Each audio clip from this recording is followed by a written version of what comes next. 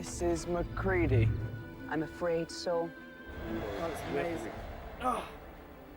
The way the body moves is very good. Like, look at that. The graphics are really incredible. I've done it. Whoa! All right, here we go. This will be next line. Take 5. Susan, we need to stop those boggles. All of 3 and then 4B. Well done, Ed. Find the rest of the path quickly. You know, let me just try one more of that line. Just make sure we articulate it. It was a little mush. Well done, Ed. Find the rest of the path quickly. Awesome, man. Watch out. Ravens are coming. Watch out. Ravens are coming. Moving on to N1, N4. Oh, whoa. Great. Excellent. Close punches. Nice, Edmund. Fantastic, absolutely fantastic. It's not what I expected at all. You can change characters. Oh, I see. Nice. My bedroom. Playing myself was the best. Killing Edmund was second best. This is a good game. I like it. Playing yourself in a computer game, like whoever does that, you know, it's the most bizarre thing I've ever done in my life.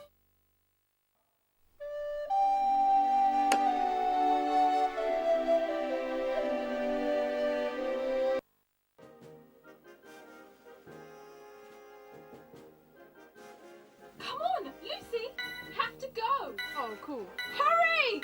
Oh, wicked. Come on, Lucy! Hurry! Let's hide! Hurry! Hurry!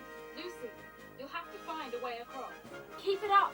You've nearly found a safe path for Peter and me. There must be some way to stop these wolves. There must be some way to stop these wolves.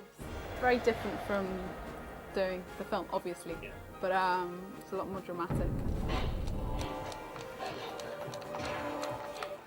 Oh, wicked. Oh, cool. Oh, I hit him. This is really evil. So big. It's kind of different seeing yourself in film because that's actually you, whereas this is a virtual you kind of thing that sounds fake in your head, but when it goes with the tension that you're showing in a game, then it fits better. It doesn't feel like it's me. It feels like it's Susan, so I guess it's a little less weird, but it's nevertheless very strange. That's great. Thank you. Awesome. Good job, Anna. Woohoo! Well done.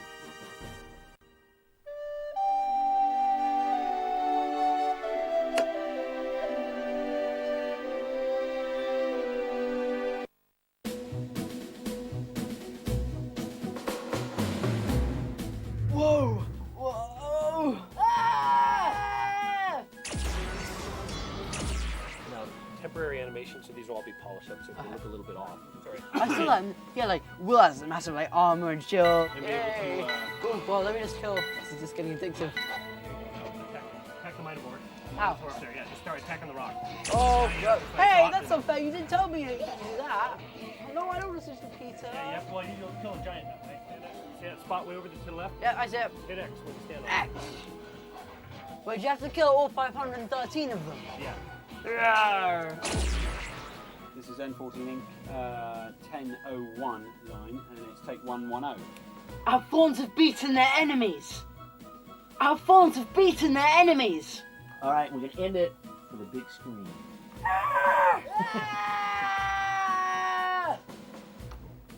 Woohoo!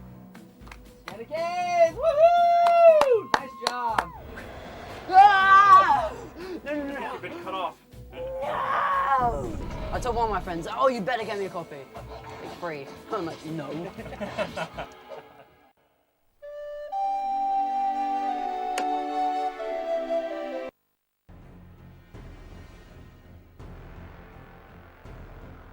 Oh, One character. R1. where have I gone? I need to change to Lucy. On to N3M2, take 92. Whoa! I like that sound, like. Yours? Susan, use your horn. Susan, use your horn to summon Aslan. Susan, use your horn to summon Aslan. Susan, use your horn to summon Aslan. Susan, try throwing a snowball. The bomb goes off right by you. It's just scary.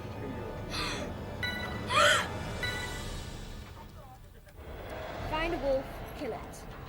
Find a wolf, kill it. Find a wolf And don't mind Mr. Beaver, no! I don't want to kill Mr. Beaver. How are you, Lucy? Hop into this one. Ottman, Oh, is that the aim? you won. Yeah. What do you think your friends are going to say when they see you? Wow.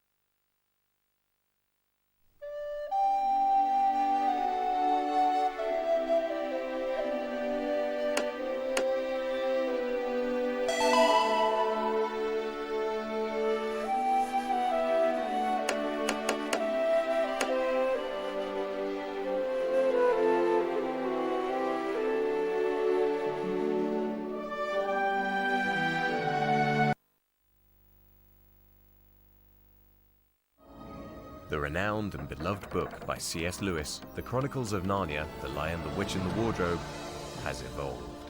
98, 99, 100. Ready or not, here I come. Edmund, Susan, Lucy, Peter, Aslan the Lion, the Wicked White Witch, the magical land of Narnia. These are characters and places that have loomed large in the imaginations of children around the world for more than half a century. They are the stars of one of the greatest series of books in children's literature, The Chronicles of Narnia. The Chronicles of Narnia are classic novels, and now The Lion, the Witch and the Wardrobe has been made into a blockbuster movie and video game. A new generation of children will be experiencing for themselves the magic of Narnia. On the first morning, the children decided to explore the big house. It was full of interesting things and unexpected places. One room had a suit of armor in it. Another, all hung with green, had a harp in the corner. And one room was quite empty, except for a big wardrobe with a looking glass in the door. Chronicles of Narnia have been phenomenally successful ever since the first publication of The Lion, the Witch and the Wardrobe way back in 1950.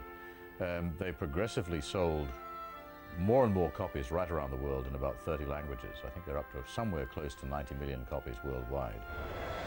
The Chronicles of Narnia are the work of an English author, C.S. Lewis. A tutor at Oxford University and a good friend of J.R.R. Tolkien, author of Lord of the Rings, Lewis gestated on the ideas that he would later incorporate into his masterwork for many years. But it was not until 1950, when he was 52, that the first book in the series was published. Well, funnily enough, my stepfather, C.S. Lewis, had the nickname of Jack from when he was a very small child. And when Jack was about 16 years old, one day there popped into his head the image of a fawn in a snowy wood with a whole bunch of parsnips and an umbrella. And it made some kind of impression on him, but he never did anything with it until many, many years later when he was about 50. And he decided he would try to make a story out of that image and began to work on it. And at the time he was having nightmares about lions, one particular huge lion in particular. So he then found that the lion leapt into the story and dragged the rest of the story with him. That was really the origin of The Lion, the Witch and the Wardrobe. Narnia came into my life, obviously, as a child. It was one of the first books that I really got into. And as a teacher, it's one of the classics that one feels obliged to deliver to children. The film of The Lion, Witch and the Wardrobe has been a very, very long time in gestation. I suppose I've been dreaming about it, scheming it, talking about it for the better part of my adult life. My sons, my children, they remember me all of their lives, dreaming, scheming and talking about making a movie of The Lion, the Witch and the Wardrobe. But it's also, of course, noteworthy that the technology has not existed to make a movie of it doing the book justice until very recently. But it's not just the movie that will bring the world of Narnia to life this winter. A new multi-million-dollar video game developed in conjunction with the movie for the first time allows children to create their own adventures in the world of Narnia. Moving from the movie, which is a well-known and accepted medium nowadays, into the video game area it's an uplifting experience in some ways, because every child throughout the history of the book has longed to be able to go to Narnia. I don't really think that anybody amongst the general public has any idea of the background of what goes into making a movie to start with. But if you take then the making of a game from the movie, it's probably more complex in a sense, converting the movie into a game than converting the book into a movie. Los Angeles 2005, home to the greatest computer show on earth, E3. Ensuring that the video game joined seamlessly with the movie was the job of Andrew Adamson, the director of Shrek and Shrek 2, and now the director of the first Chronicles of Narnia movie. There's a very specific look to the world of Narnia, which I think is an original world that people haven't seen before. And we really wanted to make sure, in partnership, that the game had that look as well. Before we even started shooting the film, we were having discussions about how to integrate the film aspects into the game and vice versa.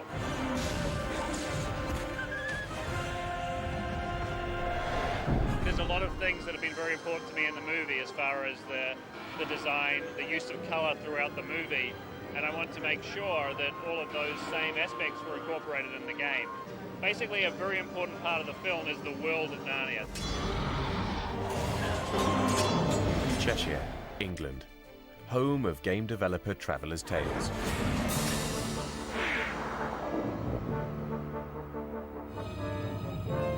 Here, the film was adapted into an interactive action-adventure. I think this will mean a lot to the Narnia fans. I think, you know, it's the second biggest selling book behind Harry Potter.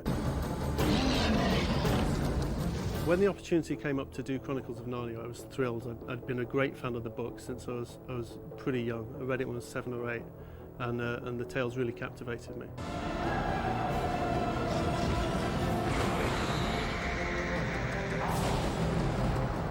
It's my job basically to take the game through from conception through to final gold master. The biggest challenges we've got is obviously we're going day and date with the film, is making sure that the game that we produce mimics the film that's going to get released.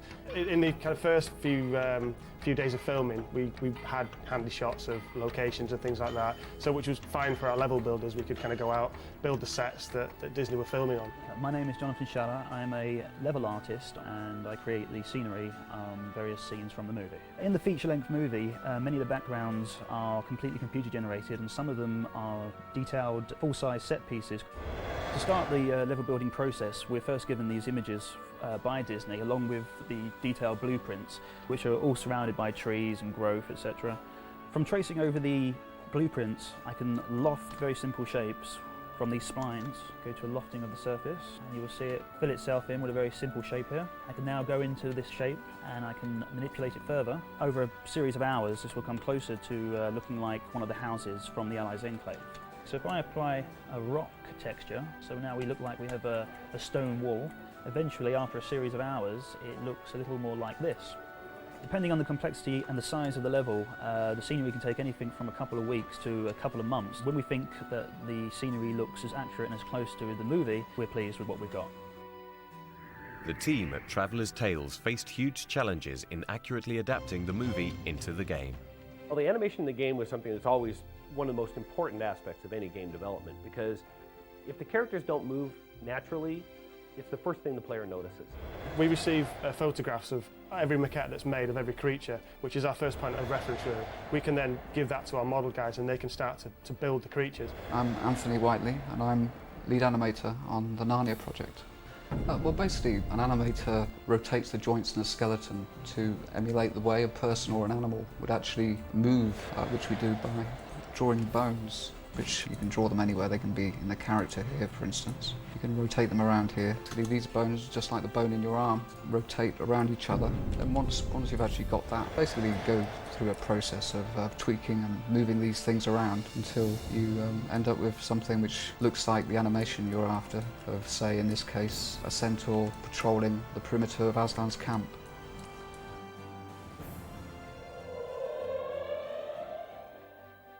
Once the artists have built the levels, we obviously have to put them in the game. The more complicated process that we spend a lot of time on and a lot of work in is putting the creatures into the game. So one of the first processes we go through is we have to lay out for the creatures pathways so that they know where to go. So for example, I can start laying out a path to bring the creatures round into the level. This describes how the creature can move around the level. I'm going to add into the game a Minotaur. So now he knows how to move through the level.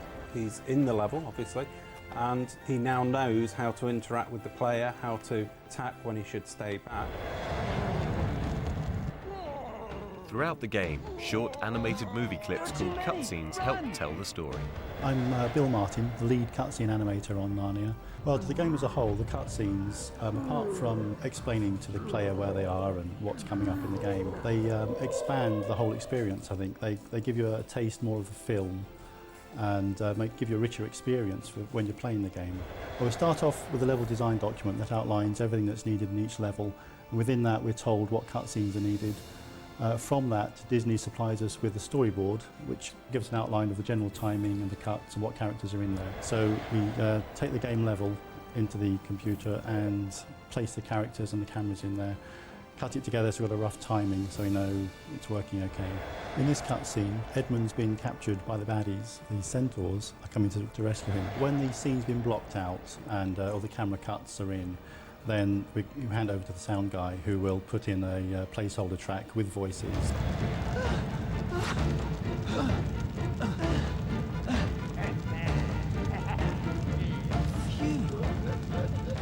My name is David Whitaker and I'm the main audio guy at Traveller's Tales. When I get given a scene, say a cutscene, I have to splice pre-recorded music to fit the length of the cutscene. Then I create sound effects for specific actions like footsteps or explosions. In this cutscene we need a sword swipe, so I would grab several off my CD archives and I would audition them. I would place it on the timeline in relation to where the switch needs to be. So the guy's going to swipe his sword. Huh? Who's there? Peter? Shh! I've come to get you out. Hurry! Huh? Oh, what have we here? My name is Mike Jacob, and I'm the executive producer for Buena Vista Games. The gameplay itself is really, I think, inspired in a lot of ways. And kind of the cornerstones that we really settled on were cooperation, collaboration, creatures, and of course combat. One of the great design ideas was to be able to team the kids up, and you can actually link them together. So when their power meter gets up to the top, you can actually run any of the two children up next to each other. Each of them connect up in different ways, and we leave it up to the player to choose how to link the kids up and when to link them up and how they want to use them. For instance, Peter might link up with Edmund, and they actually do this great spinning move that's kind of reminiscent of a giant whirlwind. And as they're flying and flying around, they'll be able to take on creatures in combat. They can blast their way through objects or obstacles that might be too hard for them to do individually.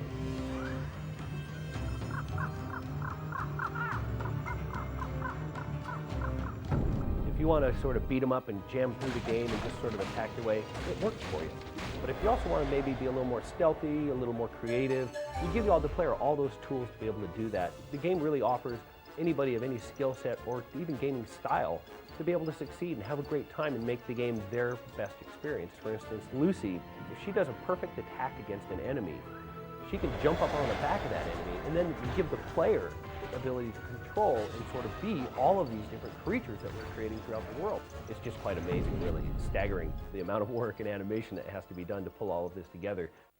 For 18 months, the team at Traveller's Tales have been working on bringing this game to life. And the numbers of man-hours involved in this are just absolutely staggering. I don't think anybody has any idea. They sit down in front of a computer and they play the game and they go, wow. In our case, they go, oh, wow. But they don't know the millions of hours that are spent in the complex procedures of translating it from images on the screen doing their own thing to images on the screen that you can control.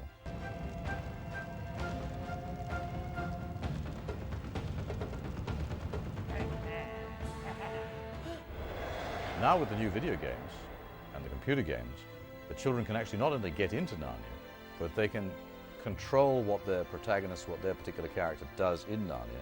So in a sense, they invent their own adventure. For me personally, it's a great honour really to work on a game of such size. I mean, the general feeling within the group is the film's going to be huge, you know, and to be a part of making a game for something that is going to be so big is a great honour really. It's really exciting to be involved with the Chronicles of Narnia, to work with the director, to work with the property, to meet Douglas and all the people involved with the story, and to be part of that whole legend is a pinnacle really in my career in the games industry.